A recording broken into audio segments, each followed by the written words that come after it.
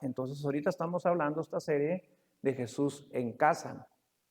Y yo quiero empezar a hablar ahí en Josué, capítulo 2, verso 1.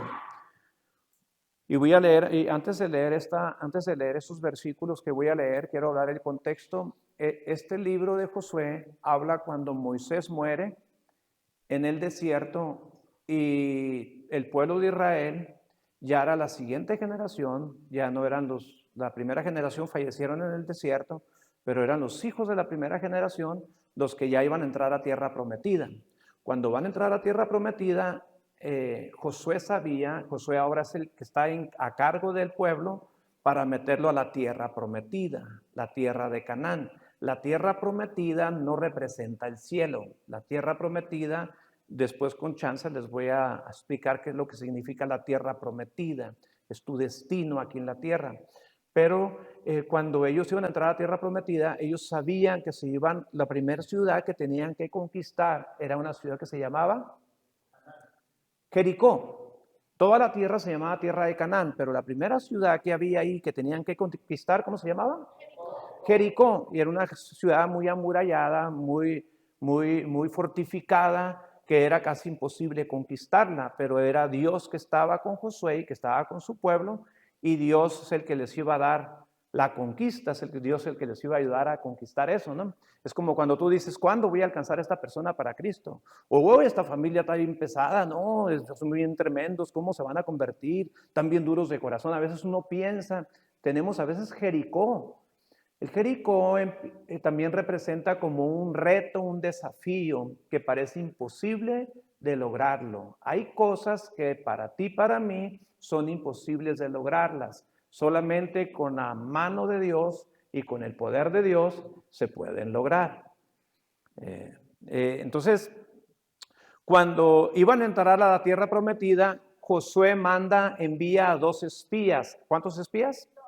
2 espías los manda a ir a reconocer la ciudad de Jericó, cómo está el asunto, para después ir y conquistar esa ciudad. Y empezamos en el capítulo 2, versículo 1, dice, luego Josué envió en secreto a 2 espías desde el campamento israelita que estaba en la arboleda de acacias y les dio la siguiente instrucción: exploren bien la tierra que está al otro lado del río Jordán, especialmente alrededor de la ciudad de Jericó.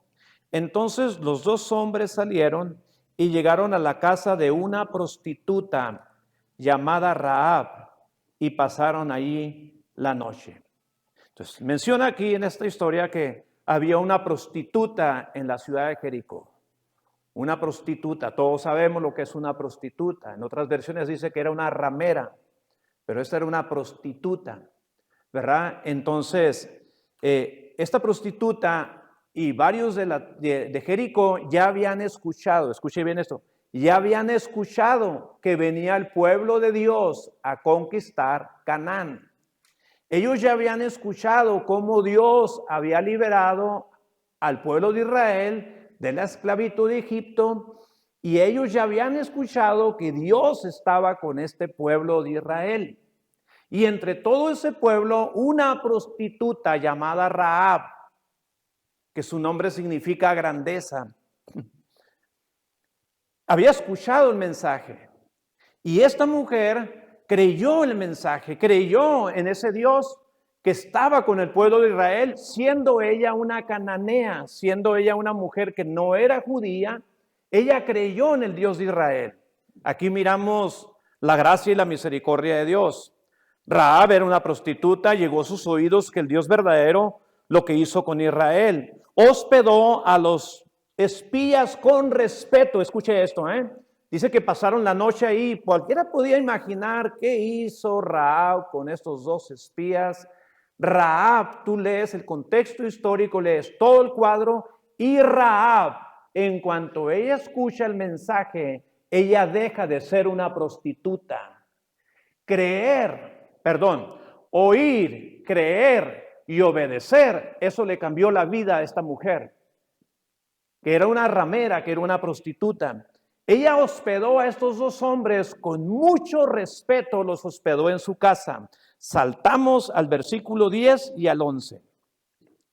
Pues hemos oído cómo el Señor les abrió un camino en seco para que atravesaran el Mar Rojo cuando salieron de Egipto, les dice ella a ellos. Y sabemos lo que les hicieron a Sehón y a Og, los dos reyes amorreos al oriente del río Jordán, cuyos pueblos ustedes destruyeron por completo. No es extraño que nuestro corazón esté lleno de temor. A nadie le queda valor para pelear después de oír semejantes cosas. Pero la última parte de este versículo me llama la atención, y esta parte, la última parte de este versículo, ella tiene una revelación de Cristo Jesús. Dice, pues el Señor su Dios es Dios supremo, arriba en los cielos y abajo en la tierra. Y esto aquí está hablando de Jesús. Porque el único que vino y pisó la tierra aquí fue Jesús. Dice la Biblia que la tierra es el estrado de sus pies, pero cuando ella habla de esto, ella está hablando de un Salvador. Ella sabe y cree que viene un Salvador sobre su vida, a pesar, escuche esto, a pesar del pasado negro, oscuro, cochambroso que ella tenía, a pesar de todo eso. Porque a veces la gente dice, no, pero mira cómo era esta persona. Pues Dios nos da el privilegio, nos da la oportunidad. No importa tu pasado, no importa lo que hayas vivido, Dios puede venir a tu vida y cambiarte y cambiar tu lamento en gozo, en el nombre de Jesús. Sí. Ahora brincamos al versículo 17 y 18. Antes de partir, los hombres le dijeron, estaremos obligados por el juramento que te hemos hecho solo si sigues las siguientes instrucciones. Me detengo un poquito ahí. Esto le dijeron los hombres a Rahab la ramera, porque Rahab les dice, oye, pero van a conquistar esta ciudad, dice, y va a morir toda la gente, dice, oye, tengan misericordia de mí y mi familia. Ella tenía familia, dice que su casa estaba en el muro. Dice, oye, yo tengo familia, dice, oye, tengan misericordia de mí.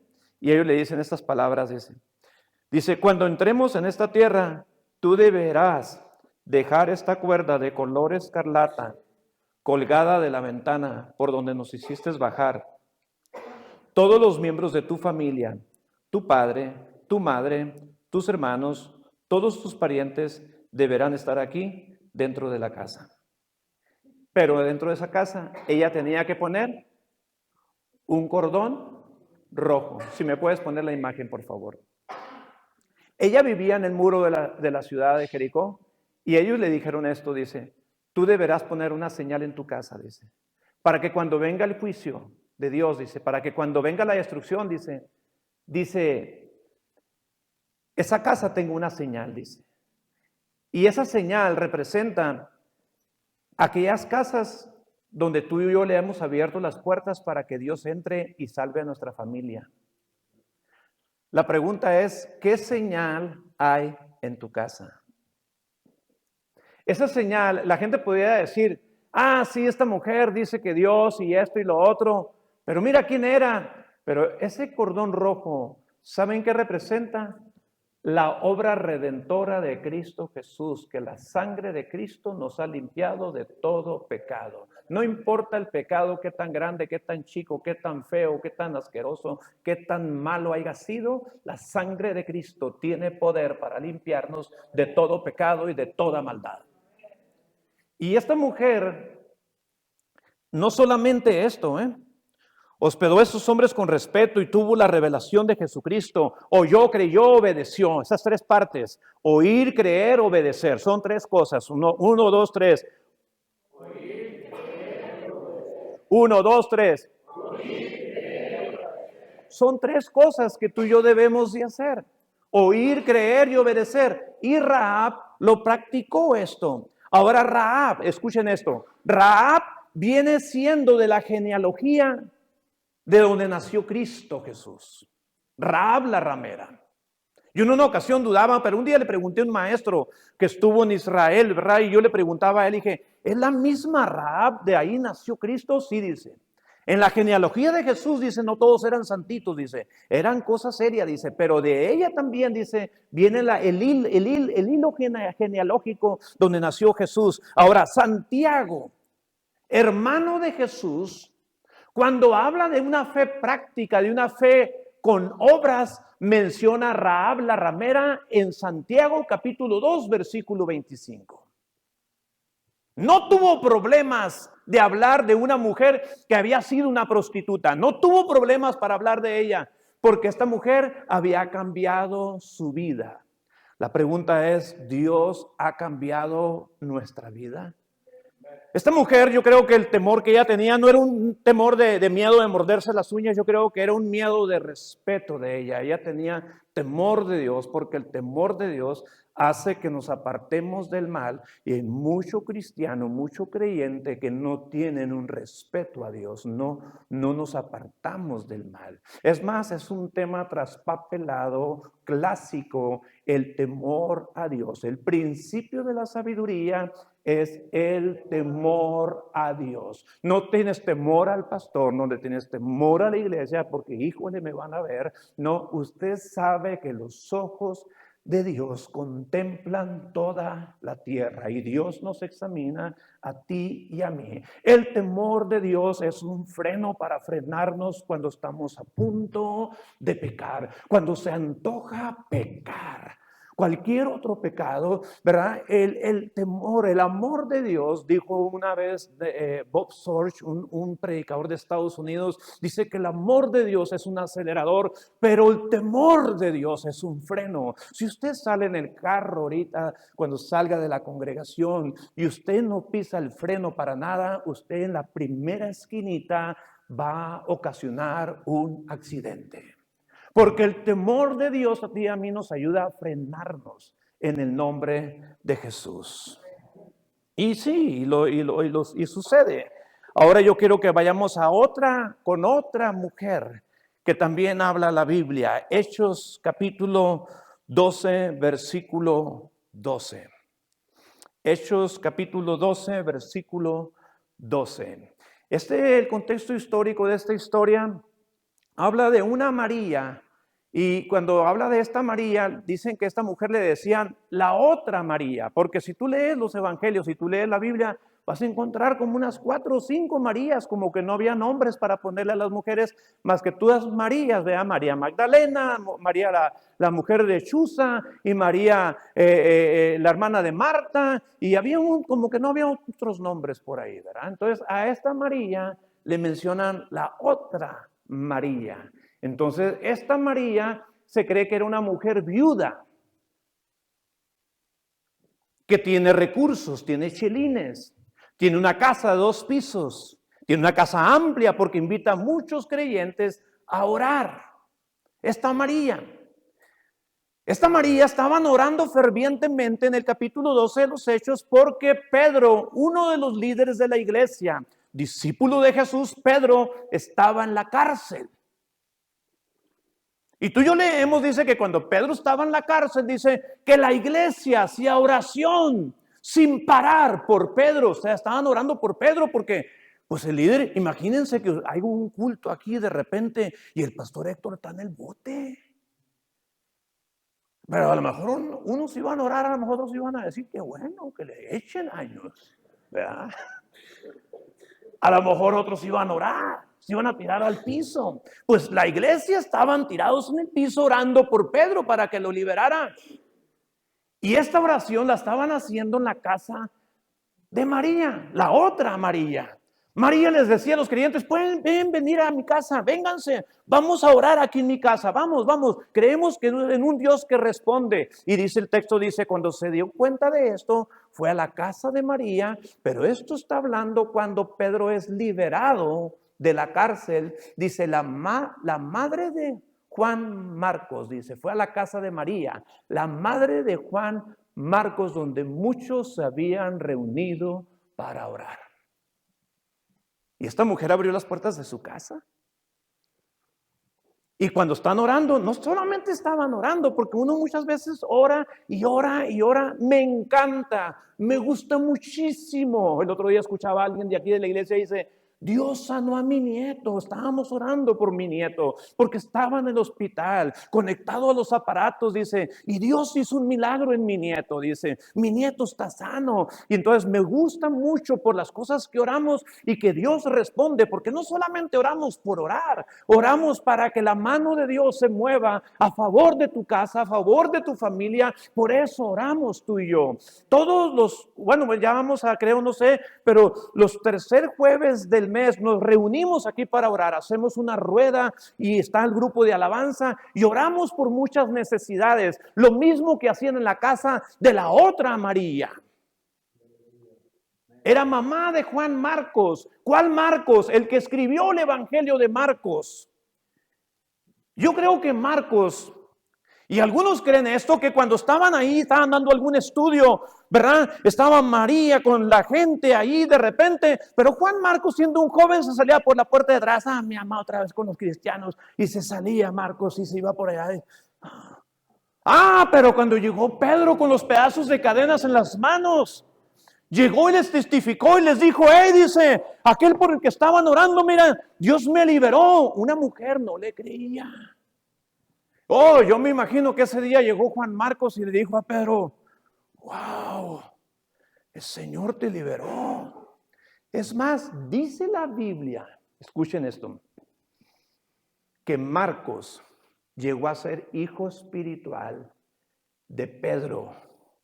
Lo menciona en 1 de Pedro 5, versículo 13, que Pedro vino siendo el padre espiritual de Marcos. Y le voy a contar otra. Dicen que el Evangelio de Marcos sí lo escribió Marcos.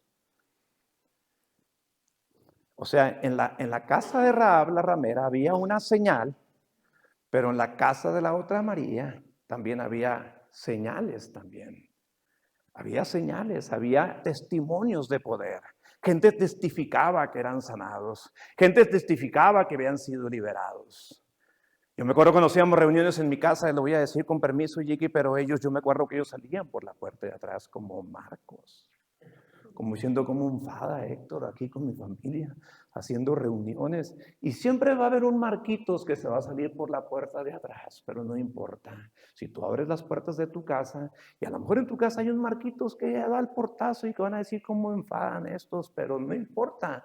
La otra María sabía que su hijo un día iba a ser útil en las manos de Dios. Y lo sabía. No importa cómo ande tu familia, quizás anda algún familiar tuyo anda descarriado y te gustaría que alineara su vida, pues ábrele las puertas de tu casa. María sabía que un día Marcos, y llegó a ser hijo espiritual de Pedro. Es más, dicen que Marcos escribió el Evangelio, pero también dicen que el que narró el Evangelio de Marcos fue Pedro, y le decía a Marcos, escríbele. Y otro acontecimiento, ustedes han escuchado solamente en el Evangelio de Marcos, que un día cuando Jesús lo arrestaron y todos los discípulos salen corriendo, andaba un muchachito con una sábana. ¿Sí se acuerdan ustedes? Y lo agarran y deja la sábana en sus manos. ¿Y cómo corrió este joven? Desnudo. Era Marcos. Pero cuando Pedro le dice a Marcos, ponle también cuando te atraparon y que saliste desnudo. No, Pedro, eso me da pena ponerlo. Bueno, no le pongas el nombre, pone que nomás un joven le sucedió eso. Y Marcos lo dice. Y Marcos también dice, y estas señales seguirán a los que creen, dice. O sea que cuando tú y yo le abrimos la puerta a nuestra casa, va a haber señales. Va a haber señal de parte de Dios en nuestra casa. En la casa de Rahab había una señal. En la casa de María, la otra María, había señal, su hijo. Y no solamente su hijo llegó a ser un creyente. Fíjate lo que dice en 2 de Timoteo, capítulo 4, versículo 11.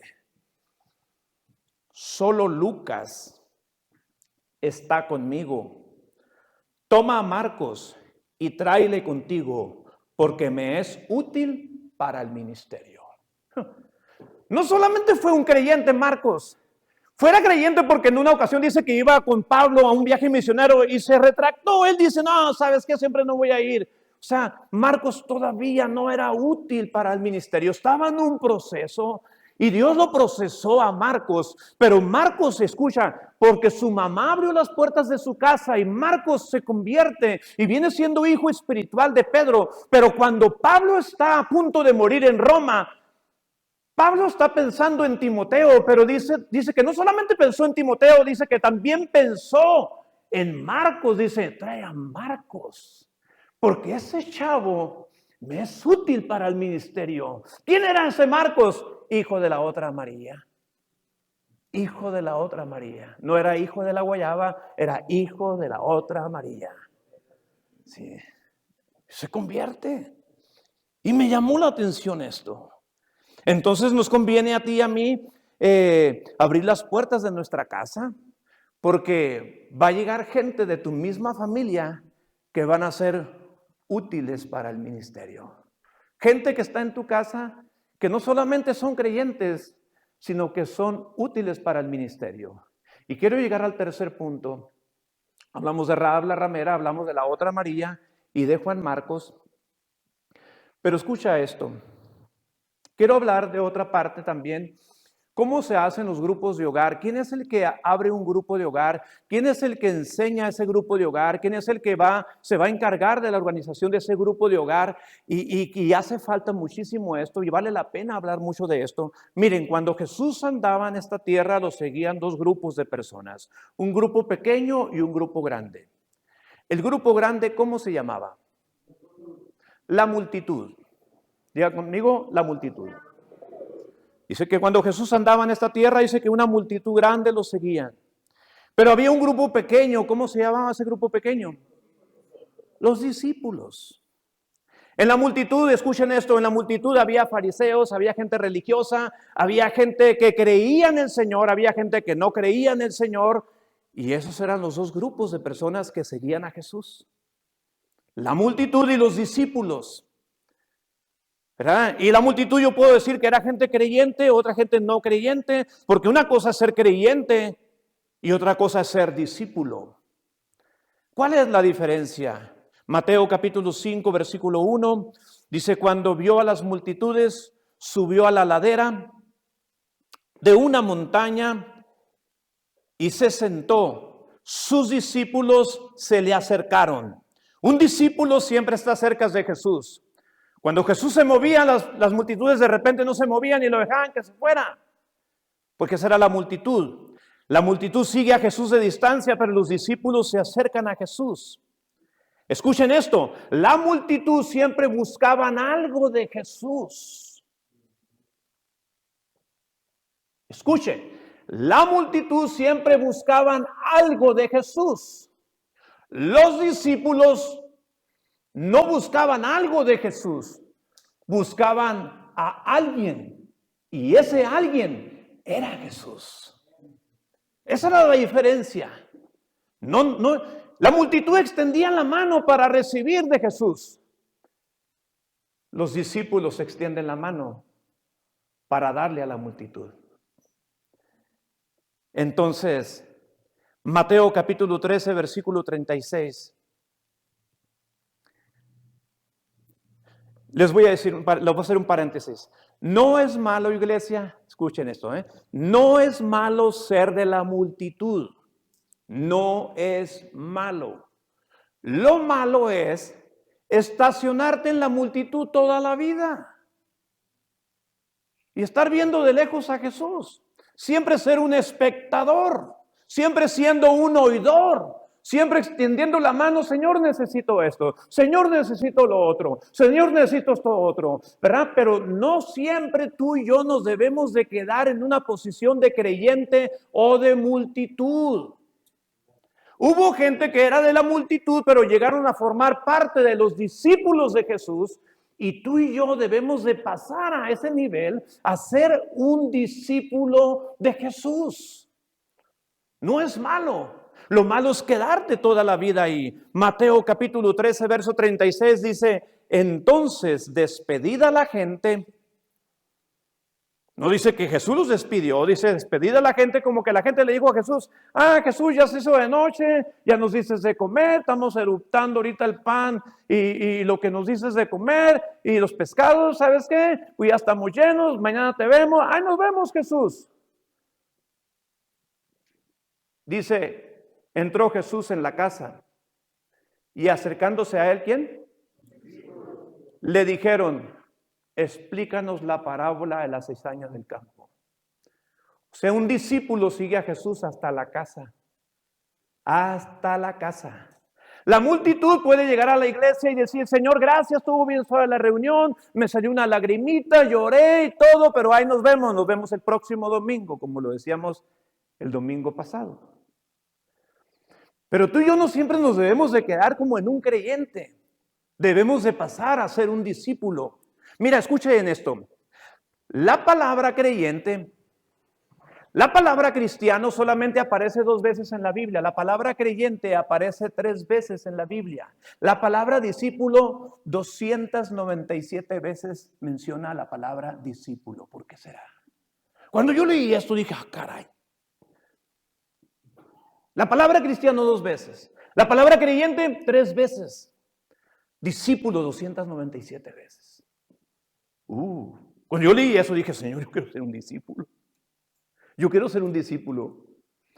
Entonces, los discípulos son los que ¿qué diferencia un discípulo de un creyente o de la multitud? ¿Qué es la diferencia? Escuche, el creyente está enfocado en sí mismo, solamente.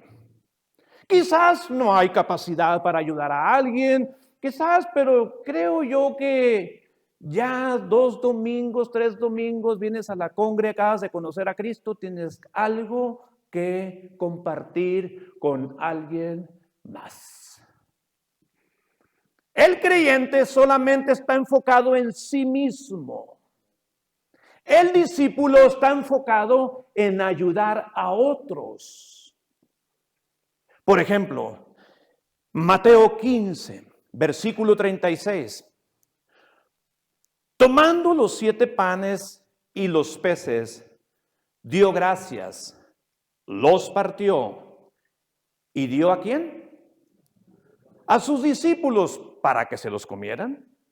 No les dijo a sus discípulos, tengan muchachos, ustedes son mis discípulos, esa gente no me espina cuando se mete el sol y ustedes coman, llénense ellos, que se vayan al Oxxo, que se vayan allá al VIP, que se vayan allá a la comida china, pollo piña, que le busquen. Pero ustedes, como son mis discípulos, ustedes llénense lo que puedan, porque estos son mis discípulos, los quiero mucho, los quiero redonditos, los quiero gorditos. Un ejemplo. Pero no, les da el pan y yo me imagino que Pedro ve el pan. Pedro tiene hambre, yo siempre veo a Pedro con hambre. Yo no sé si tú, pero Pedro ve el pan y como que se le antoja y le dice a Jesús, hay que compartir. Hay que compartir. Y los pone a compartir. Dice, y los discípulos, ¿a quién les dan? A la multitud. Entonces, esta es la diferencia. Ahora, otra diferencia, ¿por qué el creyente o muchas veces la multitud sirve por motivación? Y el discípulo sirve por inspiración. Le voy a mencionar las 2 cosas, la diferencia de la motivación a la diferencia de la inspiración. La motivación es como si yo le digo a este muchacho, oye, ¿te podrás grabar los domingos y te paso una feria cada fin de semana? Órale, ¿cuánto me va a dar, pastor? No, pues depende, a ver cómo grabas. Ok. Y órale, se va a motivar. Y eso es una motivación. Mira, al año te vamos a dar un reconocimiento y no estoy diciendo que está malo reconocimiento, yo creo mucho en la honra, que tenemos que honrar a la gente. El otro día decía una persona, dice, no, yo cuando una persona Dios lo usa, no me gusta decirle nada, dice, porque la gente se exalta. Yo creo que debes de afirmar a una persona que Dios lo está usando, yo creo que no es malo. Le dije, mira, los elogios y la crítica es como el chicle. Mastícalo un rato y aviéntalo, no te la creas mucho. como el chicle. Mastícalo un rato y aviéntalo. No te quedes con él. Ah, sí, toda la noche con él. Me dijeron que el Señor me gusta. Y cuidado porque podemos perder el piso. Y si alguien te critica que no sirves para nada, tampoco, o sea, mastícalo y dices, ¿por qué me están diciendo esto? Mastícalo, pero escupe, avienta el chicle. No te quedes con el chicle, te lo puedes tragar y te va a hacer daño. Entonces, la inspiración viene de Jesús. Jesús a ti y a mí nos inspira. La motivación radica en el alma. El hombre es tres cosas.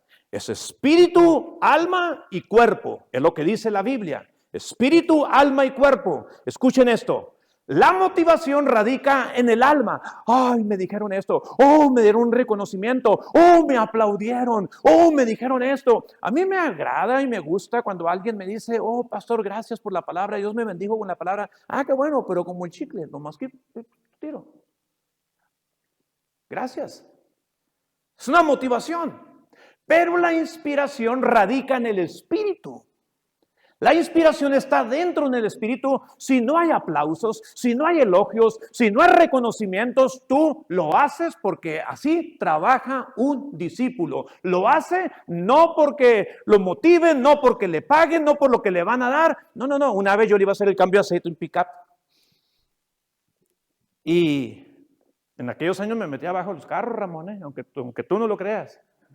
Pero ahorita nomás miras que le doy vuelta ahí, vean, como para que caigan los muros de Jericó, pero no. Una vez le iba a hacer un cambio de aceite al picar que estaba en el rancho, Julio.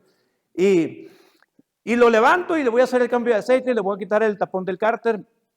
Y ya había metido la bandeja y todo eso. Y llega un muchacho y me dice, pastor, dice, yo le ayudo. Órale, está bien, le dije, está bien. Ok, métete, le dije, quita el tapón y déjalo estilando ahí. Y cuando se metió, apenas yo me iba dando la media vuelta para retirarme, cuando aquel salió otra vez del pica y me dijo, oiga, pastor, me dice, ¿no habrá manera de un cafecito? No, casi me dan ganas de jalarle un pie.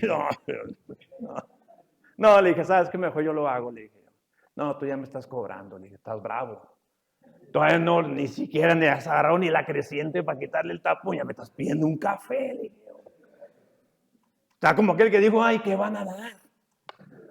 Nos decían mis papás, dice, vayan a buscar trabajo, y cuando íbamos a buscar trabajo, dice una vez no nos dieron y preguntó mi papá, dice, ¿cómo les dijeron? Dice, ¿cuánto van a pagar? No se pregunta eso, no pregunten cuánto van a pagar, ustedes trabajen. Ya el fin de semana te vas a dar cuenta si te conviene o no. Pero escuchen esto. Un discípulo sirve por inspiración de Jesús, porque miras a otros siervos de Dios, te inspira y eso está en el Espíritu y lo lees a través de la palabra de Dios que tenemos que ser inspirados para servir a Dios, pero la gente no, la gente dice, ¿qué me van a dar? ¿De qué se trata? ¿Qué beneficios voy a obtener yo? No sabemos, ¿acaso no nos hemos dado cuenta que Cristo nos alcanzó y nos redimió con su sangre para ser sus hijos en el nombre de Jesús? Claro que sí. También la inspiración surge de la gratitud. Hay gente que está muy agradecida y dicen, ¿qué hay que hacer? Jesús un día sanó a 10 leprosos, dice que los 10 leprosos les dijo, vayan y preséntense a los sacerdotes. Dice que cuando ellos iban caminando en el capítulo 17 de Lucas, dice que ellos iban siendo limpiados y los 10 fueron limpios. Y dice la Biblia que uno de ellos, escuche, uno de ellos regresó. Y para regresar a Jesús no creas que era fácil. Jesús andaba en un lugar a otro y un lugar a otro. No creas que él se metió el GPS. No. Buscó a Jesús. Y dice que cuando llegó con él, dice que se arrodilló agradecido. Y Jesús le hace una pregunta a este hombre. Y lo curioso de este hombre que era samaritano. Y dice que le dijo, ¿y los 9 dónde están? Y les voy a decir la verdad, yo por eso la semana pasada yo les decía a ustedes, tenemos un centro, tenemos el Rancho El Indio. Gracias por algunas personas que hicieron comentarios que quieren hacer esto, quieren hacer una comida. Y este muchacho comentó algo y dice, a mí me gustaría que nos visitaran. Y ¿sabes qué nos inspira a hacer cosas para Dios? la gratitud. Cuando hay agradecimiento, sabes que tú haces las cosas porque simple y sencillamente estás agradecido con Dios.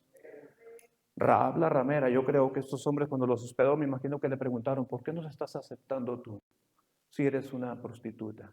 Era una prostituta. Cuando yo escuché el mensaje que el Dios de Israel estaba con ustedes y cómo Dios los había liberado y cómo Dios los había acompañado en todo el desierto, escuchen esto. Dice, cuando yo escuché ese mensaje, yo escuché y creí y estoy actuando, protegiéndolos a ustedes aquí en mi casa. Y yo me imagino que ella, con un respeto hacia ellos, y yo creo que esta mujer estuvo muy agradecida y hospeda a estos hombres y abre las puertas de su casa porque esta mujer está muy, pero muy agradecida. Entonces, un discípulo también sirve por gratitud. Es más, en el centro, los voy a decir a los hombres del centro, la verdad estamos orando por servidores voluntarios.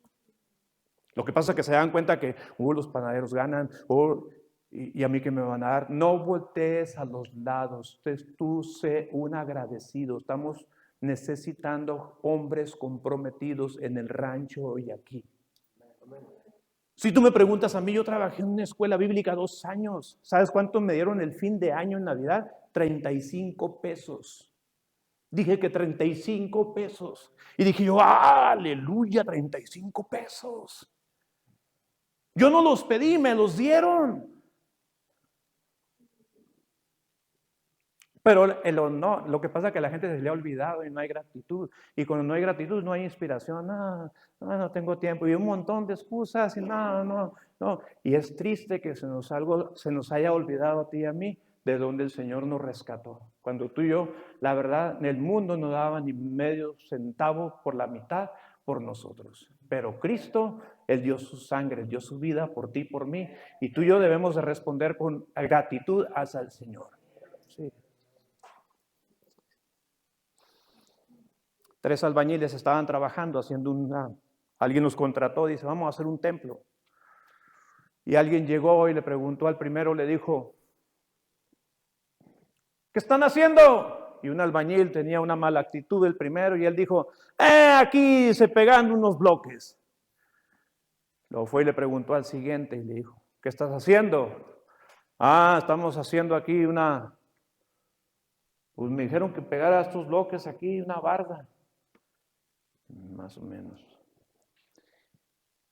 Y luego llegan con el tercero. El tercero andaba contento, chiflando, pegando los bloques. Y le dijeron, ¿qué estás haciendo? Estamos haciendo una catedral para la gloria de Dios. Aleluya, estamos haciendo una catedral. La actitud, o sea, Entonces, ¿qué estamos haciendo nosotros? Ahora, si eres nuevo, está bien, siéntate, recibe, pero nunca nos debemos estacionar demasiado tiempo siendo un creyente toda la vida. Tienes que pasar a un discípulo. El pastor principal de nosotros de la Ciudad de México, Pastor Alejandro Escobedo, acaba de salir su libro nuevecito, se llama De creyente a discípulo.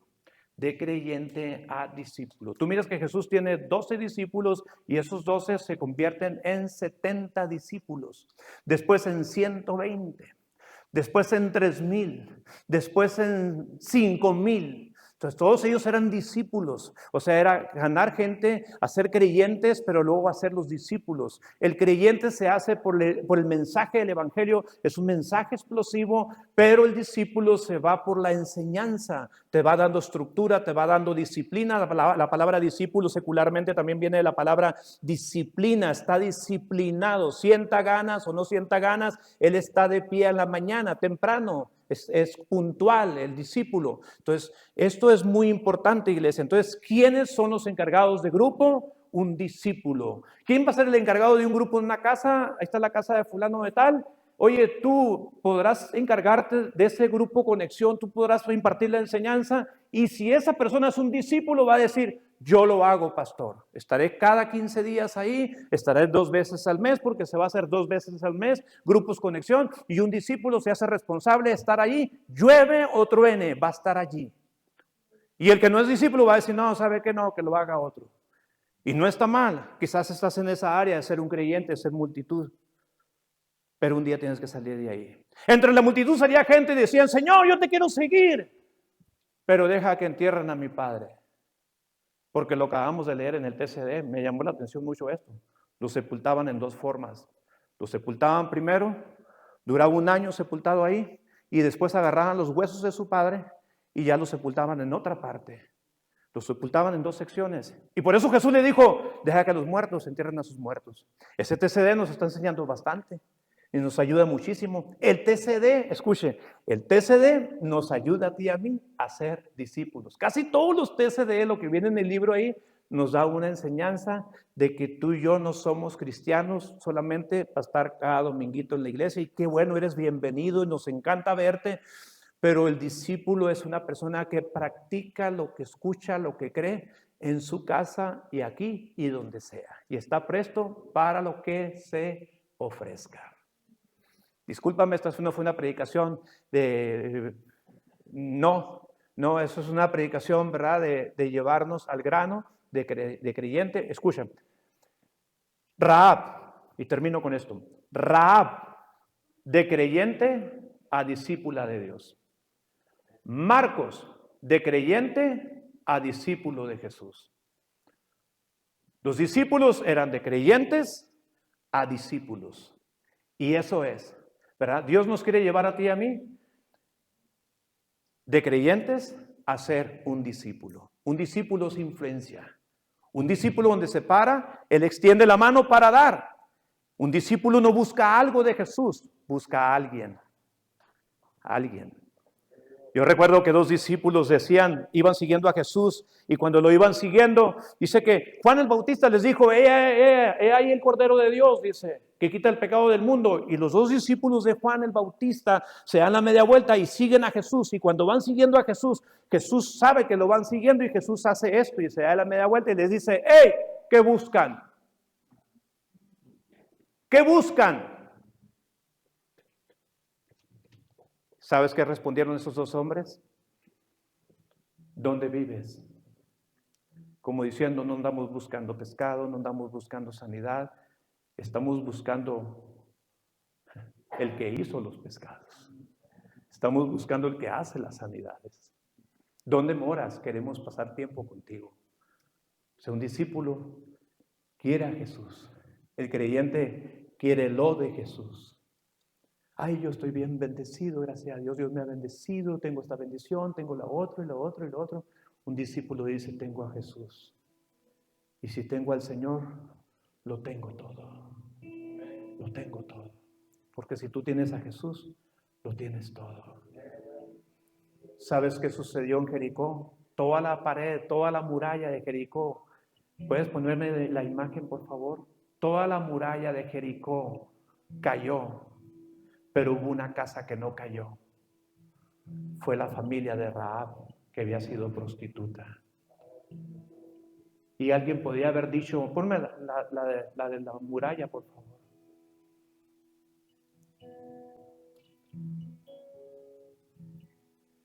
Aquí tú miramos en las pantallas aquí que todo está cayendo en pedazos. Pero la casa de Rahab permaneció firme. Porque lo que le dijeron los espías a Rahab no fue una sugerencia, fue una ordenanza. Dijo, pon una señal en tu casa, pon este cordón rojo, dice, y Dios va a salvar tu casa. Y Dios respaldó la palabra de estos 2 espías, que cuando llegaron todo cayó, pero la casa de Rahab permaneció firme. Dios no tomó en cuenta su pasado. Sí, había sido una prostituta, como que no merecían ser salvos. Yo imagino que papá y mamá la obedecieron a Rahab. ¿Por qué? Porque vieron una señal en ella que ya no se salía a prostituir. Porque desde que ella escuchó el mensaje, muchos días antes que llegaron los espías, ella ya nunca salió a prostituirse, ya no más se volvió a acostar con hombres, no más lo hizo. Mamá y papá y hermanos dijeron, oh, Rahab ha cambiado su vida. Y cuando Rahab le dice a su familia, hey, me acaban de decir los espías que nadie salga de la casa. Cuando llegue el pueblo de Israel, nosotros tenemos que estar adentro de la casa. Y toda la familia obedeció a Rahab, le dijeron, está bien, vamos a obedecer. Y ahí está el resultado. Y Dios quiere salvar tu casa, quiere salvar mi casa. Sí. Pero en tu casa no solamente necesitan un creyente, un discípulo, como la otra María, como Marcos. Anoche me dio risa me imaginaba yo Pedro diciéndole a Marcos, escribe esto, Marcos, escribe esto otro. Y acuérdate lo que te pasó a ti con la sábana, ¿te acuerdas? No, Pedro, no me digas que escriba eso, tienes que escribirlo. Eso sucedió, tienes que escribirlo. ¿Cómo si le pusieses que yo negué a Jesús 3 veces? Y yo no quieres que tú ponle ahí que tú eres ese muchachito. Y al último como que Pedro le da chance, le dijo, ok, no pongas tu nombre, tú nomás ponle un joven ahí. Pero eso nomás lo dice Marcos. Entonces los estudiosos dicen, era Marquitos el que salió ahí corriendo. No, iba desnudo, iba, no sé, sin boxers o no sé, pero... Pónganse de pie, por favor.